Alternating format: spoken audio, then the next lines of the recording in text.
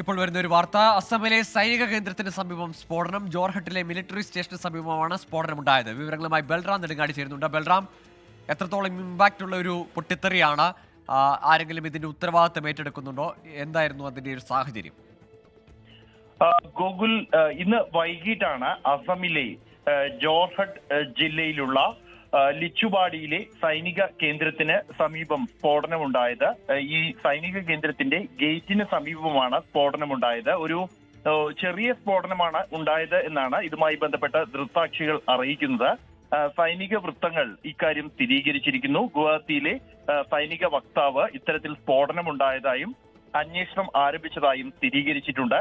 എന്നാൽ ഈ സ്ഫോടനത്തിൽ ആർക്കും പരിക്കേറ്റിട്ടില്ല എന്ന് തന്നെയാണ് ലഭ്യമാകുന്ന വിവരം.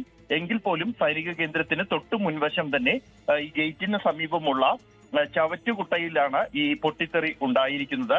സംഭവത്തെ തുടർന്ന് ഈ പ്രദേശത്ത് സൈന്യത്തെയും പോലീസിനെയും വിന്യസിച്ചിരിക്കുന്നു.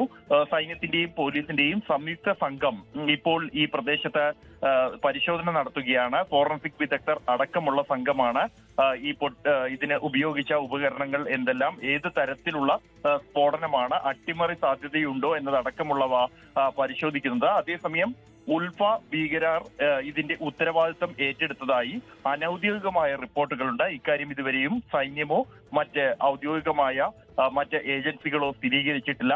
ഈ പ്രദേശത്ത് ഇപ്പോഴും പരിശോധന തുടരുകയാണ്. ശരി, ഏതായാലും ചെറിയ ഒരു ഇമ്പാക്റ്റ് ഉള്ള സ്ഫോടനമെങ്കിൽ പോലും അത് സൈനിക ആസ്ഥാനത്തിന് സമീപമാണ്.